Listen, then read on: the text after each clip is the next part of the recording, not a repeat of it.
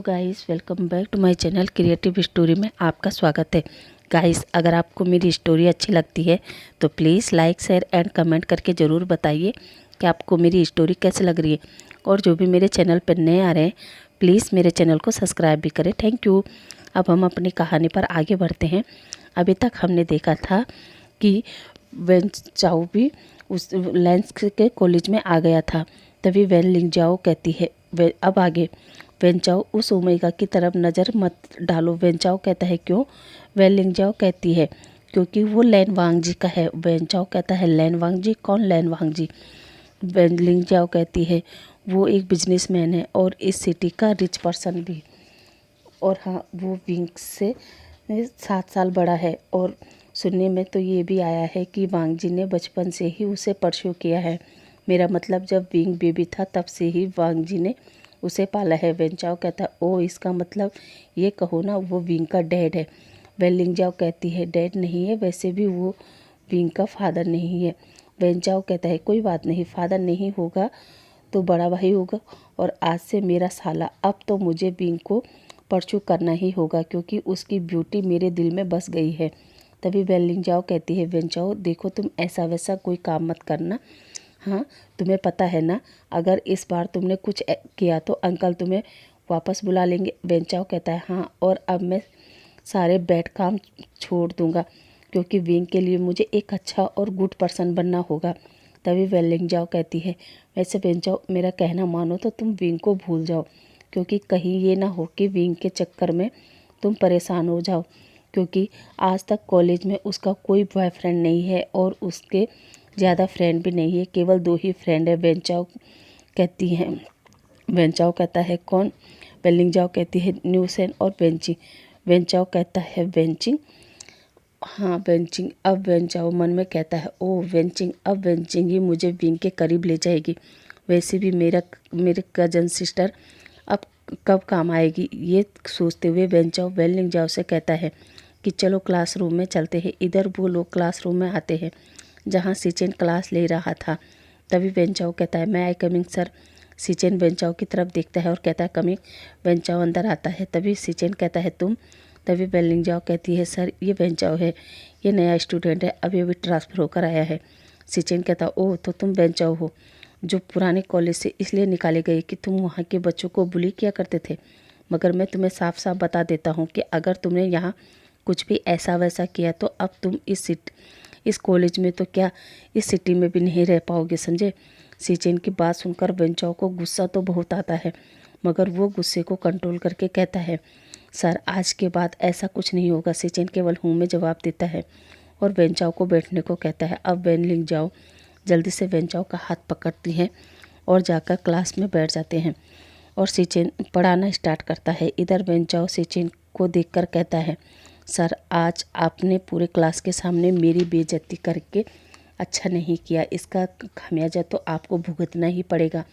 लेकिन तभी वो विंग की तरफ देखता है और कहता है हाँ, इसके लिए तो मुझे अभी के लिए अपना गुस्सा कंट्रोल करना होगा। और फिर वो विंग को ही देखने लगता है जहाँ वेन चाओ विंग को पूरी तरह एडमायर कर रहा था और वहीं उसके दिमाग में गलत थॉट आ रहे थे और वो इमेजिन करता है कि वो विंग को ज़बरदस्ती अपने कमरे में ले गया और फिर बेड पर फेंक कर उसके सारे कपड़े फाड़ देता है और उसकी बॉडी को देखकर अपनी आंखें बड़ी बड़ी करते हुए कहता है वाह, तुम्हारी बॉडी तो तुमसे भी ब्यूटीफुल। और वो जैसे ही विंग पर झपट्टा मारता है तभी अचानक विंग खड़ा होता है और अपने आप को ब्लैंकेट से कवर करके वेन चाओ के फेस पर एक जोरदार थप्पड़ मारता है।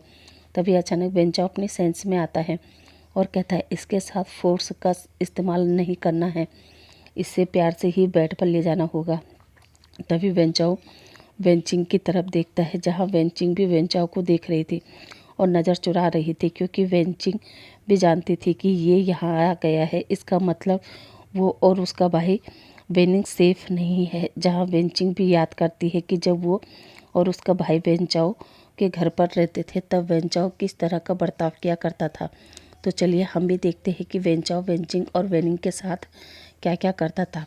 तो चलिए हम फ्लैशबैक में देखते हैं जहाँ वेन चाओ का फादर वेन रूहान और वेंचिंग के फादर दोनों ही भाई थे। वहीं अचानक एक दिन वेंचिंग के फादर और उसकी मॉम का एक कार एक्सीडेंट में मौत हो गई, जहां वेन रूहान ने फिर वेंचिंग और वेनिंग की रिस्पॉन्सिबिलिटी ली, साथ ही उनके फादर का बिजनेस भी। और फिर वो वेनिंग और वेंचिंग को अपने घर ले आया, जहां वेंचाओ अपने फादर से कहता है कि वो इन फ़कीरों को यहाँ लेकर क्यों आया, क्योंकि अब इनकी औकात भी नहीं है कि वो हमारे घर में सर्वेंट भी रह पाए। जहाँ वेन रूहान वेंचाओ से कहता है कि जब तक वेनिंग 21 साल की नहीं होती तब तक उन्हें वेंचिंग और वेनिंग की रिस्पॉन्सिबिलिटी लेनी होगी, क्योंकि उसके डैड के बिल के अनुसार जब वेंचिंग 21 साल की हो जाएगी तभी वो अपनी प्रॉपर्टी का वारिस किसी और को बना सकती है।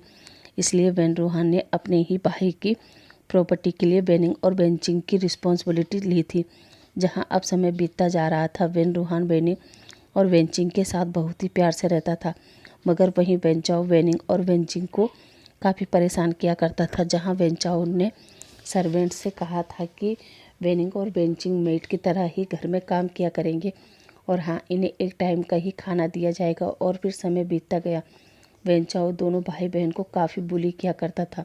इस बार की खबर जब वेन रूहान को पता चलती है तो उसने वेंचाओ को समझाने की जगह वेनिंग और वेंचिंग को ही समझाता है कि वो बिना माँ का बच्चा है, इसलिए थोड़ा जिद्दी है, मगर वो दिल का बुरा नहीं है। और वेंचाओ ऐसे ही दोनों को काफ़ी परेशान करता था। जहाँ वेंचिंग समझ चुकी थी कि अंकल को बताने से कोई फ़ायदा नहीं है, इसलिए जब एक दिन जब वेंचिंग 19 साल की हो चुकी थी, वो वेन रूहान से कहती है कि अंकल अब वो और उसका भाई अलग रहना चाहते हैं। जो सुनकर वेन रूहान कहता है, मैं जानता हूँ कि तुमने ये फैसला क्यों लिया, तो ठीक है तुम इस घर में रहो, क्योंकि मैं वेंचाओ को लेकर अमेरिका जा रहा हूँ। जो सुनकर वेंचिंग मान जाती है और वेंचाओ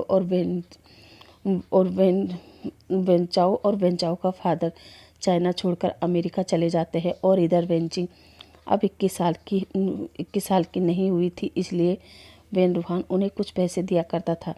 मगर जैसे ही वेन रूहान का मकसद पूरा हुआ, उसने वेंचिंग और वेनिंग को घर से निकाल दिया। और अब वेंचिंग कॉलेज के साथ साथ पार्ट टाइम जॉब करके अपना और अपने भाई वेनिंग का ध्यान रखती है। और आज 3 साल बाद वेंचाओ को देखकर वेंचिंग डर गई थी। और यही हमारा फ्लैशबैक ख़त्म होता है। और अब हम कहानी पर आते हैं, जहाँ वेंचाओ वेंचिंग को गौर से देख रहा था और वेंचिंग बहुत घबरा गई थी और वेंचाओ से अपनी नज़र चुराने लगती है। तभी न्यूसेन और विंग वेंचिंग के पास आते हैं, जहाँ विंग कहता है वेंचिंग घबराते हुए और चौंक कहती है हाँ। वेंचिंग को घबराते देख कर विंग और न्यूसेन वेंचिंग से कहते हैं कि क्या हुआ, वो इतना चौंक क्यों गई। जो सुनकर वेंचिंग फेस पर एक फेक स्माइल रखकर कहती है कुछ नहीं। विंग कहता है तो फिर चले। वेंचिंग कहती है कहाँ। विंग कहता है कैंटीन। और कहाँ। वेंचिंग कहती है नहीं तुम जाओ, मैं वॉशरूम होकर आती हूँ। इतना कहकर वो वॉशरूम की ओर भाग जाती है। तभी न्यूसेन कहता है चलो उसे जाने दो, हम कैंटीन से कॉफ़ी लेकर आते हैं। विंग कहता है ठीक है और वो दोनों कैंटीन की तरफ निकल जाते हैं। और इधर वेंचिंग वॉशरूम में जाती है, जो बहुत घबराई हुई थी। और कुछ देर बाद वो अपने फेस पर पानी मारती है और बाहर आने लगती है, मगर तब तक वेंचाओ गर्ल्स वॉशरूम में ही घुस जाता है और एकदम से वेंचिंग के शोल्डर में हाथ डालकर बाकी के गर्ल्स से कहता है कि वो ज़रा अकेले में अपनी बहन से बात करना चाहता है। ये कहकर गर्ल्स बाहर तो आ जाती है, मगर वेंचिंग और वेंचाओ के बारे में बात करने लगते हैं कि ये कैसा भाई है जो अपनी बहन से बात करने के लिए गर्ल्स वॉशरूम में ही घुस गया। बाहर इसी तरह बात चल रही थी और अंदर वेंचाओ, जिसने अभी भी वेंचिंग के शोल्डर पर हाथ रखा था, और वो वेंचिंग के शोल्डर से हाथ हटाकर कहता है वेंचिंग घबराने की ज़रूरत नहीं है, वैसे भी मैं तो तुम्हारा भाई हूँ ना, तो एक बहन को अपने भाई से डरना नहीं चाहिए। तभी वेंचिंग घबराते हुए कहती है अब क्या चाहिए तुम्हें, हमारा सब कुछ तो ले लिया तुमने, अब क्या चाहिए तुम्हें।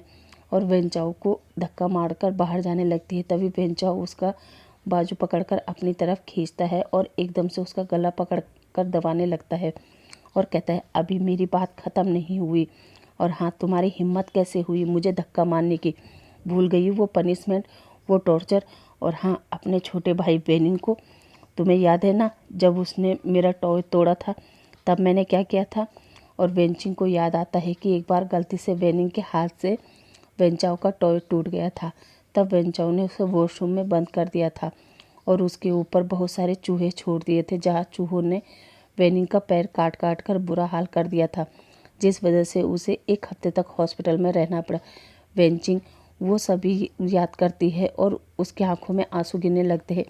वेंचिंग को रोते देख वेंचाओ वेंचिंग का गला छोड़ता है और फिर एक स्मक करते हुए कहता है, वेंचिंग, अगर तुम दोनों कोई पनिशमेंट नहीं लेना चाहते हो तो विंग को मेरे करीब करने में मेरी मदद करो। ये सुनकर तो वेंचिंग शौक होते हुए अपना फेस उठाकर वेंचाओ की तरफ देखती है और कहती है, क्या विंग? वेंचाओ कहता है, हाँ विंग, क्योंकि तुम्हारे भाई का दिल विंग पर आ गया है और अब विंग को तुम मेरे करीब लाओगी, समझी? वेंचिंग कहती है, पर ये नहीं हो सकता क्योंकि विंग वांगजी से प्यार करता है और अगर वांगजी को पता चलेगा कि तुम विंग को पाना चाहते हो तो वो तुम्हें नहीं छोड़ेगा। वेंचाओ हंसते हुए कहता है, वैसे कौन है वो वांगजी जिसके बारे में तुम भी कह रही हो और सारे स्टूडेंट भी कि विंग केवल और केवल वांगजी का है? मगर अब मैं तुम्हें बता दूं, विंग अगर मेरा नहीं हुआ तो मैं उसे किसी और का भी नहीं होने दूंगा।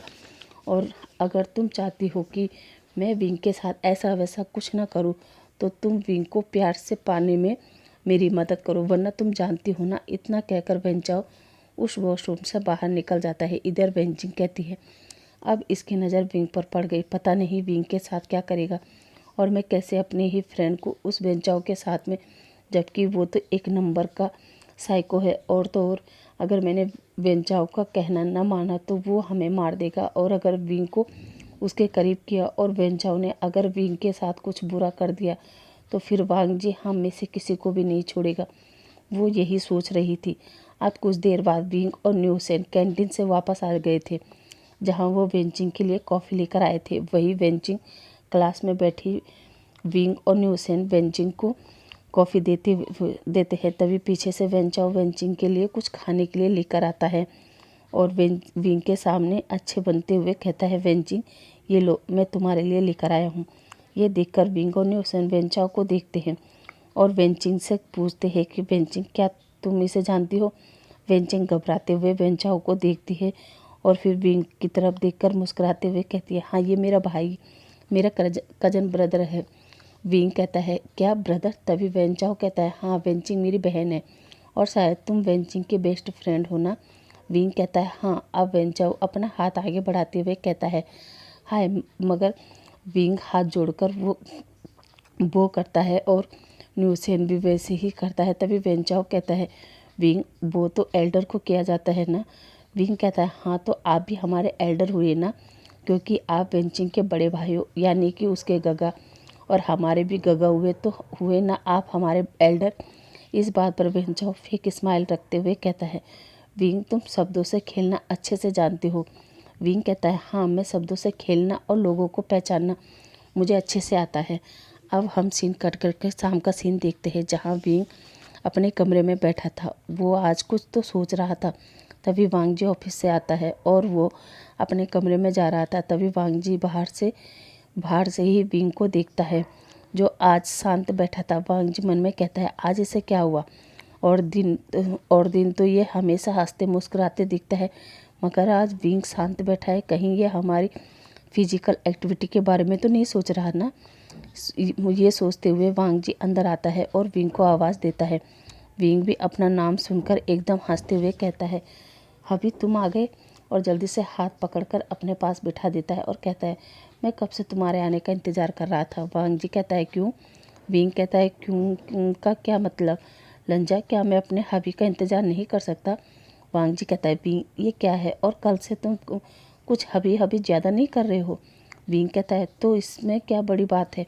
मेरा मुंह है, मेरी मर्जी है, और तो और मेरा मन है तो मैं वांगजी बोलूँ, लंजा बोलूँ, या बॉयफ्रेंड बोलूँ, या फिर हबी बोलूँ, मेरी मर्जी। जो सुनकर वांगजी कहता है, नहीं विंग, भले ही हमारे बीच में वो सब हो गया, मगर अभी हमारी शादी नहीं हुई है और इस वजह से तुम्हारे मुंह से हबी सुनना थोड़ा ऑकवर्ड लगता है, इसलिए तुम मुझे लंजा या फिर गगा ही बुलाया करो।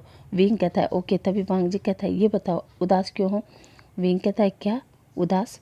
और वो भी मैं? वांगजी कहता है, विंग, मैं तुम्हें बचपन से जानता हूँ, इसलिए मुझे तुम्हारे बारे में हर चीज़ पता है कि कब तुम हंसते हो, कब तुम क्या करते हो और कब तुम सैड होते हो, तो मैं अच्छे से जानता हूँ, इसलिए बताओ तुम्हें कौन सी बात परेशान कर रही है। विंग कहता है कुछ नहीं लंजा, मैं वेंचिंग के बारे में सोच रहा था। वांग जी कहता है वेंचिंग के बारे में, क्या हुआ वेंचिंग को।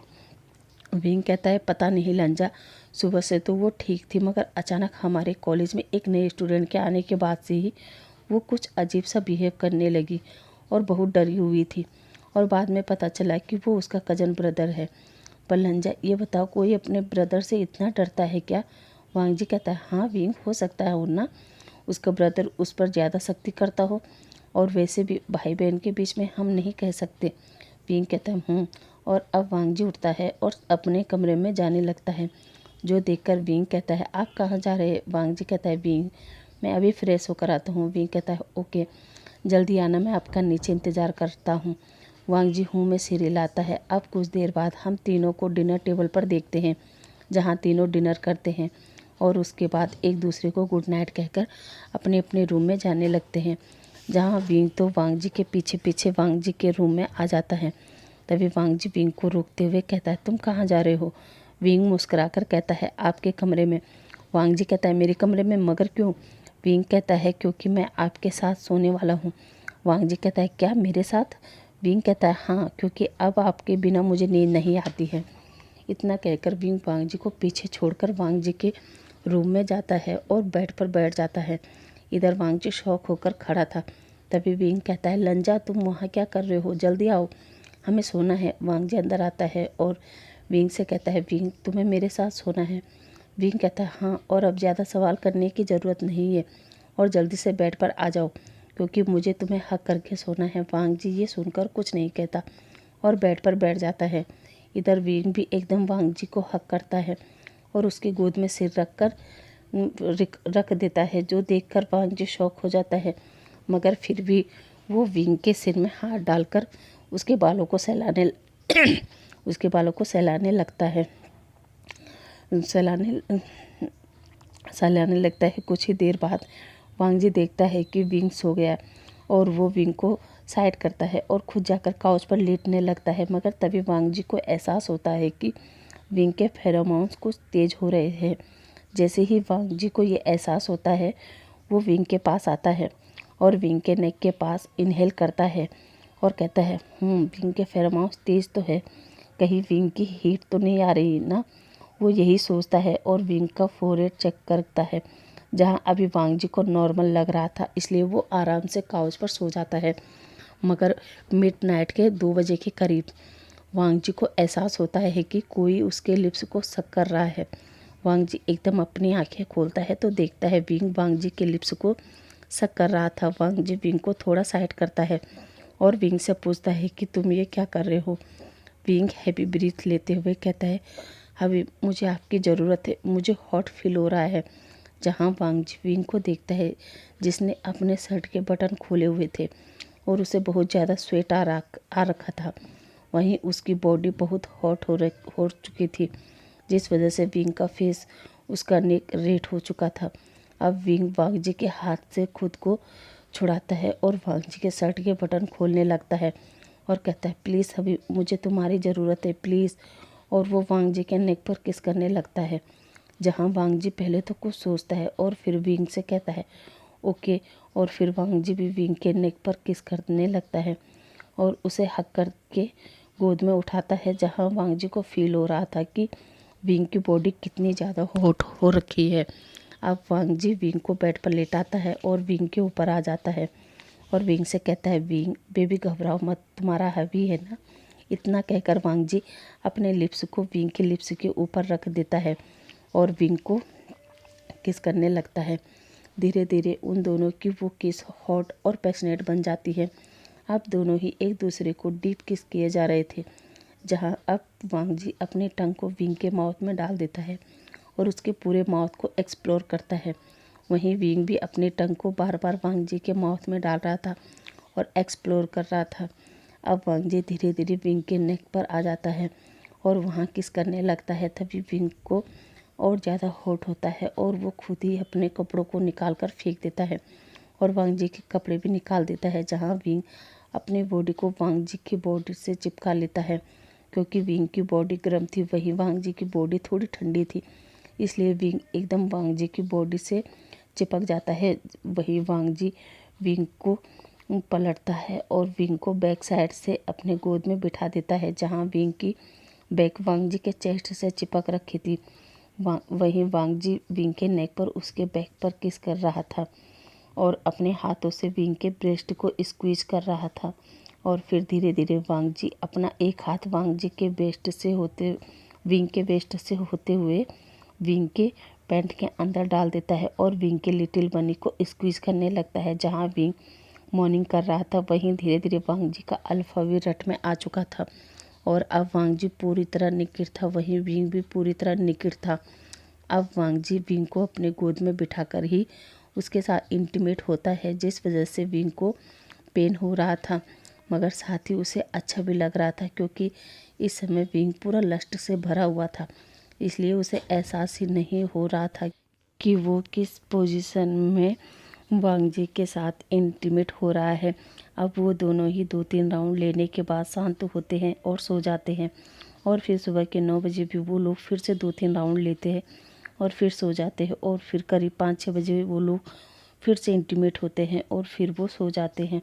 ऐसे ही 2 दिन तक उनकी एक्टिविटी चलती रहती है। अब 2 दिन बाद सुबह के 5 बजे विंग की आँख खुलती है। वो वांग जी को देखता है, जहाँ वांग जी भी जगा हुआ था और विंग को ही देखे जा रहा था। तभी वांग जी विंग को गुड मॉर्निंग कहता है और पूछता है कि वो कैसा है। विंग कहता है मैं ठीक हूँ और वांग जी को थैंक यू कहता है कि उसने उसके हीट में उसकी मदद की। वांग जी कहता है इसमें थैंक यू की ज़रूरत नहीं है, और वैसे भी तुम मेरी वाइफ हो और मैं तुम्हारा हस्बैंड हूँ, तो इतना तो मैं अपनी वाइफ के लिए कर ही सकता हूँ। जो सुनकर विंग तो इतना हैप्पी होता है, क्योंकि इतने सालों में ये पहली बार था कि वांग जी ने खुद अपने मुंह से विंग के लिए वाइफ कहा था। विंग तो ये सुनकर ही हैप्पी हो जाता है और वांग जी को हक करता है, जहाँ दोनों अब एक दूसरे के बाहों में लेटे थे। तभी वांग जी कहता है विंग मुझसे शादी करोगे। विंग तो ये सुनकर शौक होता है और एकदम से उठकर कहता है हाँ लंजा, मगर साथ ही वो आउच भी करता है, जो सुनकर वांग जी उठता है और कहता है क्या हुआ। विंग तो शादी का नाम सुनकर इतना ज़्यादा एक्साइट था कि वो पेन को इग्नोर करके कहता है लंजा कब शादी करनी है। वांग जी कहता है जब तुम कहो। विंग कहता है तो चलो अभी हम मैरिज सर्टिफिकेट ले लेते हैं और ग्रैंड वेडिंग बाद में करेंगे, जब मैं अपना कॉलेज पूरा कर लूँगा। वांग जी कहता है ओके जैसा तुम कहो। अब कुछ देर बाद हम दोनों को नीचे हॉल में देखते हैं, जहां वांग जी सिचिन को बताता है कि वो दोनों शादी करना चाहते हैं। ये सुनकर सिचिन तो हैप्पी होता है और कहता है कब करने वाले हो दोनों वेडिंग। विंग कहता है गगा मैं तो सोच रहा हूँ कि अभी के लिए हम दोनों केवल मैरिज सर्टिफिकेट ले लें और ग्रैंड वेडिंग बाद में करेंगे, जब मैं अपना कॉलेज कंप्लीट कर लूँगा। सिचिन कहता है जैसा तुम दोनों की मर्जी, वैसे भी तुम दोनों तो बचपन से ही एक दूसरे के हो, वैसे कब जा रहे हो तुम दोनों। विंग कहता है आज। वांग जी कहता है कल। जो सुनकर विंग कहता है नहीं लंजा आज अभी जाना है। जो सुनकर सिचेन कहता है विंग तुम कितने उतावले हो रहे हो। जो सुनकर विंग कहता है गग्गा मुझे लंजा पर भरोसा नहीं है, क्योंकि ये अगर शादी से मुकर गए तो फिर मेरा क्या होगा, इसलिए मैं तो आज बल्कि अभी जा रहा हूँ। इतना कहकर वो वांग जी का हाथ पकड़ता है और खींचकर ले जाने लगता है, जहाँ वांग जी कहता है विंग तुम क्या कर रहे हो, रुको। मगर अब विंग कहाँ किसी की बात मानने वाला था। वो वांग जी को लेकर सीधा वहाँ पहुँचता है जहाँ से उन्होंने मैरिज सर्टिफिकेट लेना था। अब करीब 2 घंटे बाद वो लोग अपने हाथ में रेड कलर के 2 बुक लेकर बाहर आते हैं, जहाँ विंग तो दोनों की फ़ोटो देखकर बहुत हैप्पी हो रहा था और अब वो अपनी रेड कलर की बुक वांग जी को देता है और कहता है अब मुझे कॉलेज छोड़ दो, क्योंकि ये खुशखबरी मुझे न्यूसेन और वेंचिंग को देनी है कि मैंने अपने लंजा अपने हवी से मैरिज कर ली है। वरना तुम्हें पता है न्यूसेन मुझे कितना चिढ़ाता था, और अब मैं उन्हें अपने मैरिज सर्टिफिकेट दिखाकर कहूँगा कि मैंने अपने लंजा से मैरिज कर ली है, ताकि आगे से न्यूसेन मेरा मजाक न बनाए। इतना कहते कहते वो लोग कॉलेज पहुँच जाते हैं। गाइस आज के लिए बस इतना ही। आई होप आज का पार्ट आपको अच्छा लगा होगा। अब आपसे कल मिलते हैं, तब तक के लिए थैंक यू, बाय बाय।